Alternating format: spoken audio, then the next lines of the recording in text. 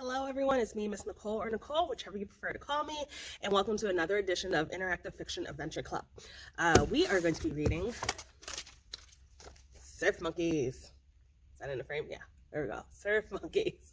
So if you look at the top of this one's a little different than some of the other ones. Normally it says choose your own adventure, and then it has a number. This one doesn't have a number because this is from the Lost Archives. So while most of the other ones that we tend to read, especially from the Choose Your Own Adventure brand, tend to have like 20 or 30 endings, even 40, depending on how extensive it goes, this one actually only has 9 endings. And it's a book that we don't own in the library, so we had to get it through interlibrary loan. So we borrowed it from a different place and they sent it to us. So if you're interested in reading this book and exploring the endings, even though there aren't that many in this item, you can request the interlibrary loan. I'll put the information in the box about like the permalink to this item. But let's get it started. If this is your first time here, this is not a book that we read cover to cover. We read to a certain point and then we have to make a decision. And since you're not in the room with me to help me make a decision, I'm going to use this. If I roll a 1, 3, or a 5, we're going to go with the top choice. If I roll a 2, 4, or a 6, we're going to go with the bottom choice. And that is why it's kind of a choose your own adventure, pick your own path kind of experience. So let's get started. Surf Monkeys. Beware and warning. This book is different from other books. You and you alone are in charge of what happens in the story. There are dangers, choices, adventures, and consequences. You must use all of the numerous talents and much of your enormous intelligence. The wrong decision could end in disaster, even death. But don't despair. At any time, you can go back and make another choice, alter the path of your story, and change its results. You are spending the summer vacation with your Uncle Dave in California. You are natural in the water and will quickly learn surfing just like Dave when he was younger. Your friends George, or Jorge, let's go with Jorge, was one of the gnarliest surfers you've ever met. Disappears one day under the mysterious circumstances. Recently, Jorge has been close with a tough gang of local surfers called Surf Monkeys. Are they behind the different disappearances? What do you do? What do they know about the oil rig off the coast that they aren't telling you? And meanwhile, the geological clock is ticking down to the big one, an earthquake that promises to shake up more than your investigation. Good luck. Okay, so when it's spelled with a G, it's George, and when it's spelled with a J, it's Jorge, right? Because this is a J. If I got that wrong, you can tell me next time you see me. Okay. You're the first surfer out. It's a perfect morning at the cove, and the ocean swells are smooth and glassy. This is the best summer you've ever had. You muse as you paddle out to the board. Just think, you could have been stuck back home past 2 months, sweltering in the Indiana humidity, if you hadn't had your plan to spend your vacation with Uncle Dave in California. But now here you are in tranquil August morning on the central coast of California, looking forward to ripping your first wave of the day. The only thing is, it seems strange that there's no one else out here yet. You sit up on your board, still a little sleepy, and look around. You're about 200 yards out now, near the reef that creates the cove's breakwater. The rocky shore bluffs shimmer in the dawn light, and the lighthouse sits silently at the top of the cove. You wonder where your buddy Jorge is. Usually he's the first surfer out. Then, out of the corner of your eye, you notice something floating in the kelp beds outside of the reef. As you paddle over to it, you see it's a loose surfboard lifting in the swells. Coming closer, you recognize the dark blue fiberglass covered in collage of decals. It's your friend Jorge's board, and it's floating strangely in the water. You look around, and you see no sign of anyone. Raising the front of the board out of the water, you notice a chunk of its nose has been torn off, leaving clean, sharp marks of its shark's teeth. Could Jorge have gone out earlier this morning and been attacked by a shark? You look around. There are a few sea lions rolling lazily in the waves, breaking offshore of the reef. If there had been a shark attack, the sea lions would have vanished. Oh, actually, a little crooked too. There we go. All seems peaceful, but your instinct tells you that something is horribly wrong. The thought of losing your close friend makes you feel terribly sad and lonely. You think of your family back in Indiana. It's hard to believe summer is almost over. It seems like only yesterday you were feeling restless at home, walking through the new green corn. School had just ended, and you could feel the long, hot summer stretching before you. That's when you started thinking about Uncle Dave. He lives here in California, where he is a software engineer. But his job is just a way to support his real passion of surfing and fishing. He visited your family at Christmas, and you were captivated by his tales of adventure on the wild Pacific. Before your uncle left, he invited you to spend the summer vacation with him. The thought of a cool ocean breezes sounded pretty good, especially as the hot Midwestern summer approached. Your mother intended to have you fix up the house over the summer, but with the help of a couple of phone calls from Uncle Dave, you finally convinced her to let you go. You arrive in June in a small town where your uncle lives. It's foggier than you imagined and a little sleepy, bordered by a lighthouse to the north and a harbor to the south. But as your uncle said, it has the most challenging surf on all of the coast. You hardly unpacked before Dave raised his bushy eyebrows, waggled his sea salt and pepper goatee, and asks, "Ready to rip some gnarly waves?" Dave threw 2 surfboards in his Jeep, and you headed down to Surfers Cove, as known in the tourists. It's to locals, it's just the Cove. Watching Dave from the beach, you thought surfing looked effortless. When he asked if you were ready to go, you eagerly grabbed a board and splashed in. But when you got your first mouthful of bitter salt water and felt the power of the wave as it plunged you to the bottom, you realized it wasn't going to be easy after all. You didn't let that stop you, though, from paddling out every day after the board, you're on that board that your uncle let you. So we're going to turn to page 72. Day after day, week after week, you learned how to judge and shape the waves, where to take off, and how to drop into the clear green tubes as they roared towards the beach. When you closed your eyes each night, you were lulled into sleep by the motion of the waves still rolling around in your inner ear. Your hair grew long and tangled and became bleached by the sun and salt water. Your nose had been permanently peeled. Even your bed was perpetually filled with sand. You felt more at home on the waves than on dry land, and you couldn't believe you were ever able to live so far from the ocean. Jorge was one of the first friends you made here. He paddled right up to you after your particularly embarrassing wipeout and said, "Keep your eyes on the shore when you're taking off. That way you won't get confused by the motion of the waves." It turned out to be good advice, and the two of you started hanging out. Jorge is a quick, versatile athlete, and he has a wicked smile and a sense of humor to go along with it. He can surf on just about anything. He can do a flip on a surfboard. Soon, with his help, you become a better surfer at the Cove. Now, you paddle back to shore, full of concern for Jorge. In spite of the teeth marks on his board, a shark attack leaving no trace of your friend seems unlikely. You have a feeling that there's more to the situation. As you tow Jorge's board and your own ashore, you decide to search for him. You lash both surfboards to your bike and ride into the town to the surf shop. A hardcore group of surfers who call themselves the Surf Monkeys hangs out there. You're usually happy to keep your distance from them, but you've got to find out if they have any clues about Jorge. Leela, the leader, is leaning on the shop counter along with her buddies Lance, Bethany, and Tommy when you enter. They don't bother to acknowledge you. You just have to push the center of the group on Jorge's damaged board before they even pay attention to your questions. It's been a long time before we actually get to a decision. You think Leela turns a little pale when she sees the shark board bites, but it's hard to tell under her dark tan and tough exterior. She pushes her hair off her forehead, gives you a hard look, and shrugs. "Haven't seen Jorge in a while, but listen, Greeny, get that sharky board out of here before it brings us luck." You stalk out of the surfboard, muttering, "Greeny, huh?" Greeny is the slang for a young and immature surfer. I am probably saying that wrong. But what is something with me not saying something wrong? You know, like I'm good at mispronouncing things. I'm consistent. As you get back to your bike, you can't help but feeling that the surf monkeys know more than they're saying, but you're too intimidated. You drop off the boards at your uncle's house and arrive 10 minutes to the little turquoise house where Maria lives. She opens the door, her 2 young children, Jorge's cousins, eyeing you curiously from behind their legs. You struggle with your second-year Spanish. "Hola, ¿ha visto Jorge hoy?" you say, asking to see if she's seen Jorge today. "No, hoy no. No vela anoche."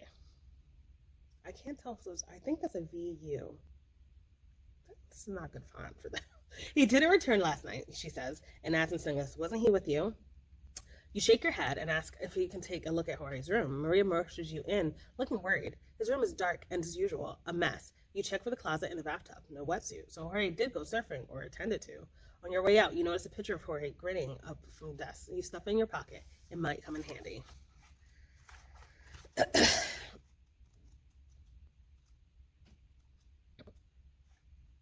Okay. You get back home and collapse, exhausted from being up since 5 in the morning. When you wake up, it's already dark. You go out in the yard and look once more for Jorge's board. Unfortunately, it wasn't a dream. Jorge is either dead, wounded, or playing a nasty trick on you. You go down to the beach to talk to the lifeguards. They act doubtful when you ask about shark attack. They tell you there hasn't been a shark attack close to the shore in 20 years. Only divers in much deeper water have been attacked. That afternoon, you head out to the board to Shiver Point surf monkey hangout. Years ago, a Greek freighter ran aground in a thick fog. The ship broke in half, and now its rusty bow juts out from the water. The rest of the ship is strewn across the rocks.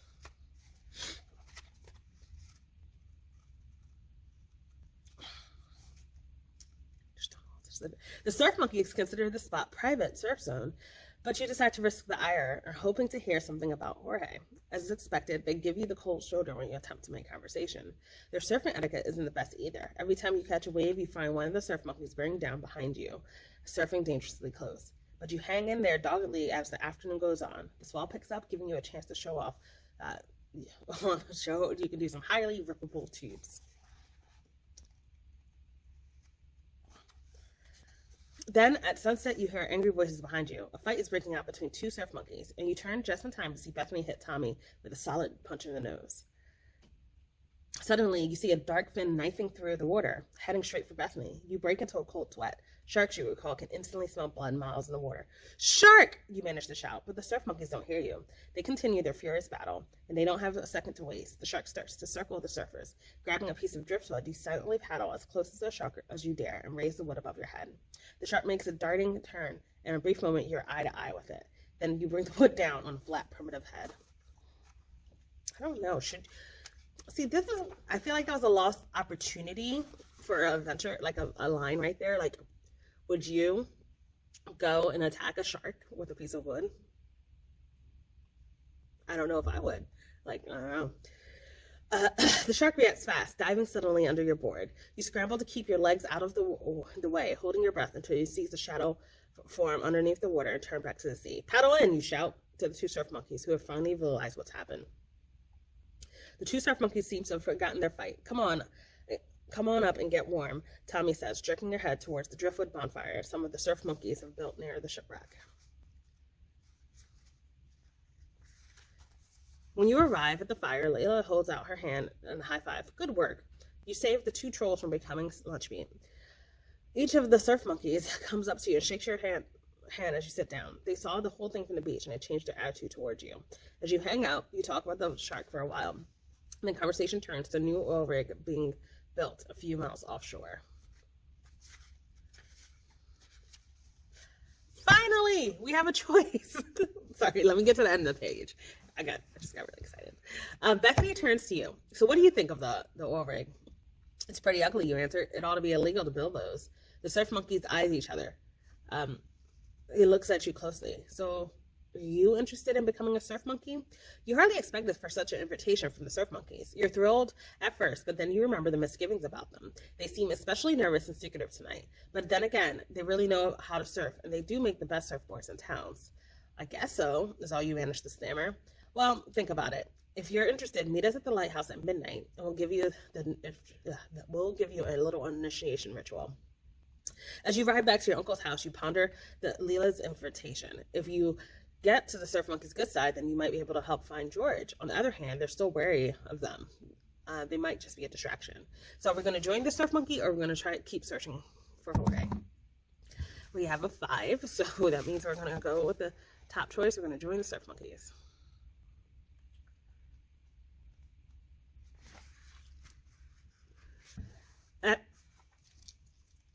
At midnight, you ride out to the point and climb into the stairs of the lighthouse. You figure you've got nothing to lose by joining surf monkeys, and there's a chance they'll eventually lead you to Jorge. It's a clear night, and higher you go, the glimpse of the lighthouse beam stretching out over the vast ocean. You sit down, and they begin to explain their philosophy to you. We live for the waves," Layla says, a note of reverence in her voice. "The waves are life." "Word," Tommy agrees. "The waves are free, right?" Leela goes on. "They come from the ocean, but there are people who think they own them. We're here to save the ocean from those who are busy destroying it." Layla looks at you expectantly. Suddenly, you realize you're supposed to relate their pledge, which you do, trying with enthusiasm. The ocean is for all for the ocean. Just so, she says. Now you're a surf monkey. You still have to do a little initiation, Lance chimes in with an evil smile on his face.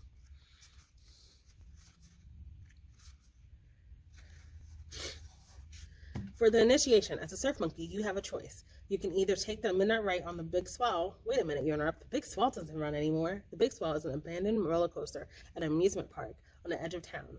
It does when we want it to, Bethany announces. But if you don't like roller coasters, Leela continues, there's an authentic wet ground swell tonight, perfect for a little nighttime surfing under the pier. You mean shoot the pier at night, you ask incredulously? You know it's dangerous enough during the daytime to try to surf between the barnacle-encrusted pilings of the pier. The best anyone who misses can hope for is to get torn up by a sharp barnacle. You pause and rub your chin considering the choices. The last time you saw an old roller coaster, it looked pretty rusty, but shooting the pier at night is really risky too. The surf monkeys await for your decision. So, do we ride the roller coaster or do we try our surfing prowess? We have a 1, so we are going to ride that roller coaster. I hope he is up to date on his tetanus shot. I'll do the Big Swell, you say. You've read somewhere that riding a roller coaster is actually safer than crossing a street. If the Big Swell has had one accident, it probably won't have another for a long time. I like that logic. Okay. Okay. The Big Swell looms high above you. It's an old peeling card, still early still at the bottom. I hate to tell you guys, but this old roller seat doesn't look like it's taking anyone for a ride, you say. Leela gives you a knowing smile. You haven't seen the surf monkey magic yet. She disappears inside the control room with a box of tools. For the next few minutes, you hear cursing and dropping of wrenches in the dark. Then you hear a grinding noise. Leela emerges triumphantly covered with grease. Pick your car, she shouts.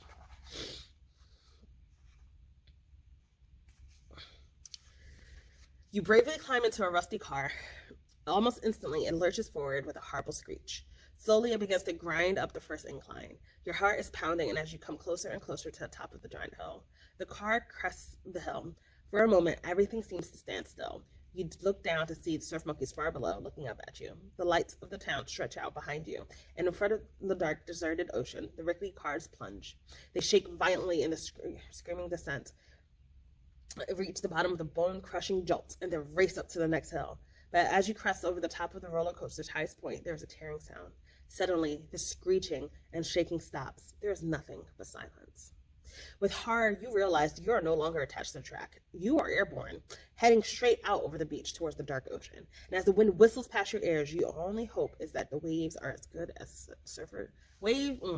And as the wind whistles past your ears, your only hope is that the waves are good in surfer's heaven. That end.